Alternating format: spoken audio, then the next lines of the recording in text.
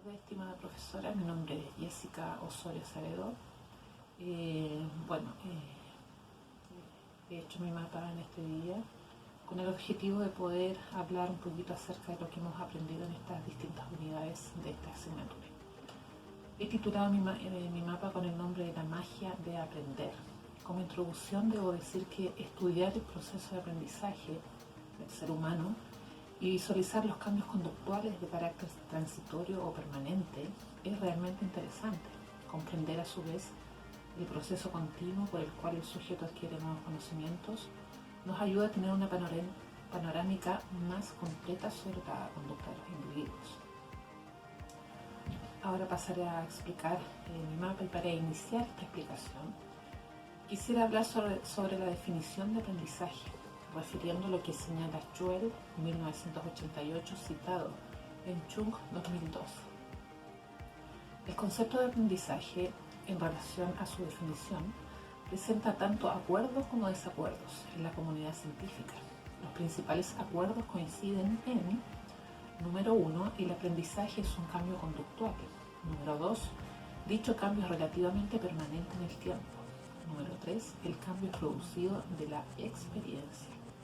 Al conjugar estos tres aspectos, podemos decir que aprendizaje es un cambio perdurable en la conducta. Es la capacidad de dirigirse en la vida como resultado de la práctica u otras formas de experiencia, según lo que dice Chung 2012. Aunque debemos considerar que no todas las conductas responden a un proceso de aprendizaje. Tenemos por un lado el aprendizaje preasociativo, donde se habla de habituación, y esto se refiere al decrecimiento, a la inclinación a responder cuando se presenta repentinamente un estímulo. En contraste tenemos la sensibilización, que dice relación al aumento de la inclinación a responder cuando se presenta el estímulo.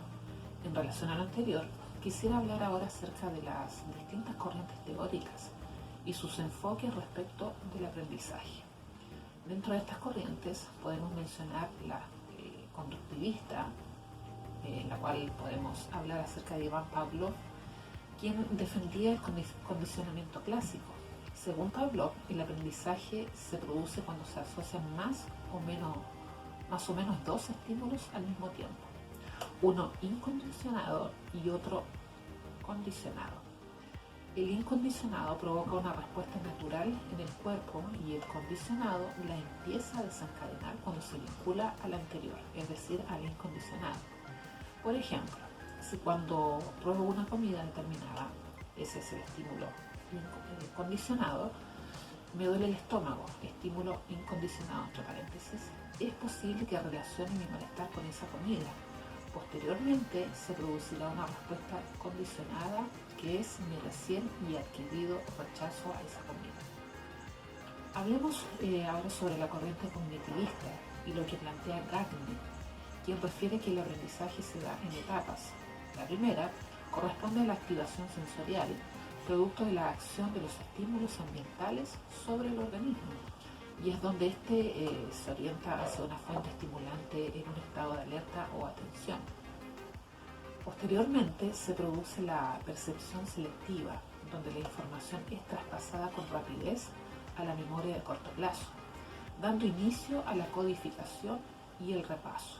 Aquí la información es elaborada y transformada, entre paréntesis, parte fundamental del proceso de aprender, para que ulteriormente ésta sea transferida a la memoria de largo plazo.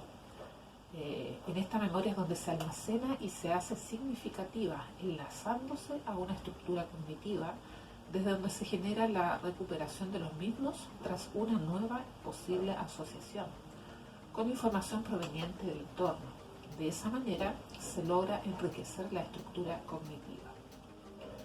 Una vez finalizado el proceso de aprendizaje y visto que la estructura cognitiva se haya organizado y estabilizado, viene la finalización del proceso por medio del desempeño. Los aprendizajes alcanzados y almacenados se pueden clasificar en 5 categorías de aprendizaje. Primero, habilidad intelectual. Esto es donde la persona es capaz de interactuar a través del uso de símbolos. En segundo lugar, el desarrollo de capacidades, apropiación de maniobras que enriquezcan mecanismos de autorregulación de los procesos internos.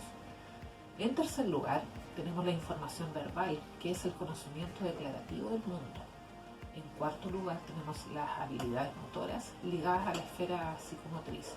Y por último, las actitudes, que son la predisposición hacia el aprendizaje.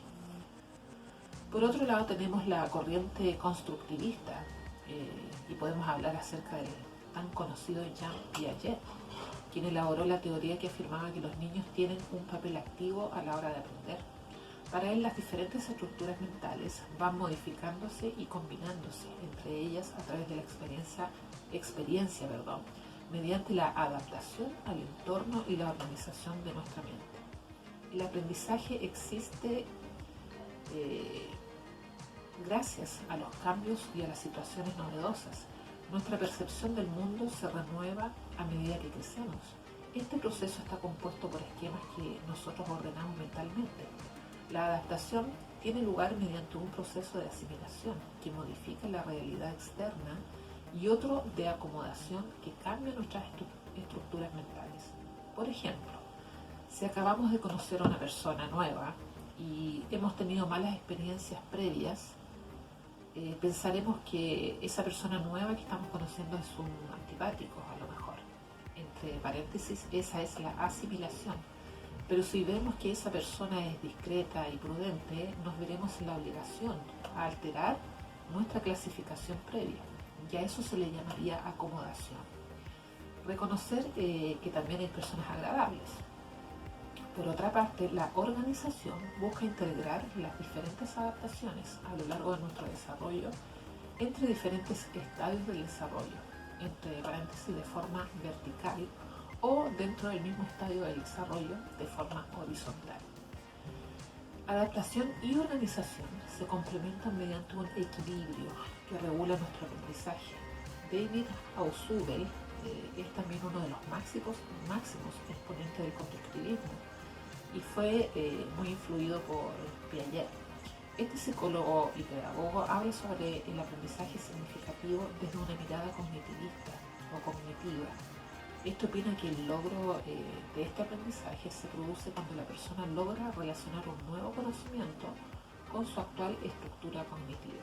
Por ejemplo, si yo quiero que mi hijo comprenda lo que es un mamífero, primero tendré que comprobar que sabe lo que es un perro y saber cómo piensa para actuar en consecuencia para que él lo entienda. Estos procesos se integran mediante organizadores previos que buscan la coherencia en nuestro cerebro. Esta teoría está muy centrada en la práctica. El aprendizaje significativo contrasta con el aprendizaje de memoria. Ahora, el aprendizaje de memoria solo son retenciones de información, pero no es un aprendizaje profundo y duradero. Y esto porque produce conocimientos mucho más duraderos y profundos que el aprendizaje significativo. Con el tiempo los conceptos se van relacionando y jerarquizando para ahorrarnos muchos pasos cada vez que queramos. Hablar sobre un tema determinado o hacer cosas como jugar fútbol o hacer algún deporte. Veamos ahora acerca de la corriente conductivista. Y en esta podemos hablar acerca de Albert Bandura, también un gran autor muy conocido, quien en su teoría hizo hincapié en el papel de las variables sociales y unió la perspectiva conductista con la cognitiva. Este enfoque, que prioriza el estudio de los procesos mentales, afirma que casi todas nuestras conductas se adquieren por observación e imitación. Tenemos la última palabra a la hora de decidir cómo queremos actuar, pero los modelos a los que estamos expuestos nos influyen mucho. A través de múltiples investigaciones y escritos, Bandura basa el funcionamiento humano en el esquema de reciprocidad triádica. Esto se refiere a cómo conductas, variables ambientales y factores personales interactúan entre sí para generar aprendizaje. Lo anterior implica que un cambio en uno de ellos necesariamente producirá un cambio en los demás, entregando información importante al individuo que está realizando el aprendizaje, la que será ocupada para organizar de mejor manera la presentación de su conducta en el ambiente. Pasaré ahora a la última parte de mi mapa y hablaré sobre motivación y su influencia en el acto de aprender, donde nos preguntamos qué es lo que nos mueve a querer realizar algo o adquirir un nuevo conocimiento. Para explicarlo, se hace necesario comenzar señalando lo postulado por Catanzaro 2001, citado en Peña y Macías y Morales 2011, el cual dice que la motivación es aquel estado interno que activa, dirige, mantiene o detiene la conducta y cuya activación se basa en un motivo en particular. Por su parte, Carrillo 2001,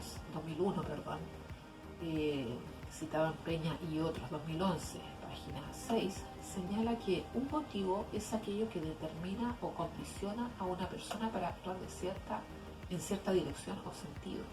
Es la causa sobre la cual descansa la motivación y se dirige hacia una o más metas. Revisaremos conceptos actuales ligados básicamente a posturas cognitivistas y sociales sobre la motivación, teniendo presente la relación existente entre motivación y aprendizaje, los cuales puedo decir que se mueve en dos esferas, como es la motivación intrínseca, que dice relación a que está centrada en el propio individuo y se refiere a llevar a cabo una conducta porque resulta interesante, placentera o agradable para la persona. De esta forma, la actividad se realiza por una satisfacción inherente en vez de presiones o recompensas externas. Las fuerzas que suelen mover a las personas en este tipo de motivación son la novedad, la sensación de reto o desafío. Los seres humanos, por lo general, cuando son sanos, desde que nacen y por naturaleza, son exploradores, curiosos y activos. Por ello tienen una predisposición innata a conocer el mundo, a descubrirlo y a aprender de él, sin necesitar ningún incentivo extra que les empuje. Gracias a estas capacidades de exploración y curiosidad se va a facilitar el crecimiento físico, cognitivo y social. Por otro lado, tenemos la motivación extrínseca.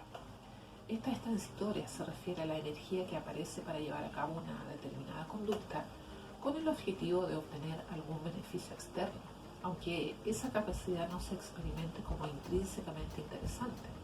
Este tipo de motivación es más frecuente después de la primera infancia, cuando esa libertad que aporta la motivación intrínseca tiene que ser modulada para empezar a adaptarse a las demandas del entorno. Tenemos por otro lado otros tipos de motivación, como ejemplo, motivación positiva. Se trata de comenzar una serie de actividades con el fin de lograr algo que resulta deseable y agradable, teniendo una connotación positiva. Se acompaña de un logro o bienestar al hacer la tarea que refuerza la repetición de dicha tarea. Tenemos también la motivación negativa, que conlleva la realización de conductas para evitar resultados desagradables. Por ejemplo, lavar los platos para evitar una discusión o estudiar para evitar una suspensión o reprobación de una asignatura. Tenemos también la amotivación o desmotivación. El individuo carece de intención de actuar. Esto ocurre porque no tiene importancia para él una actividad concreta, no se siente competente para llevarla a cabo o cree que no obtendrá el resultado que desea. Por otro lado, tenemos la motivación social. Esta es la que está relacionada con la interacción entre individuos. Dentro de este tipo de motivación se encuentra también la afiliación o tendencia, que suponen esas conductas y aprendizajes que llevan a cabo para conseguir pertenecer a un grupo o mantener el contacto social, porque este resulta adaptativo y muy valorado en el mundo del ser humano. Y eso ha sido más o menos la explicación del mapa.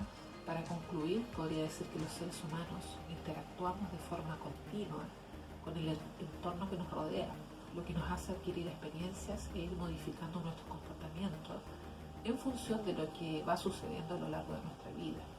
En esta asignatura hemos visto, por lo tanto, que el aprendizaje supone un cambio en nuestro comportamiento como consecuencia de variadas y determinadas experiencias. Estimada profesora, ese ha sido mi trabajo. Espero que se haya bien recepcionado y será hasta una próxima oportunidad. Tenga muy buena tarde.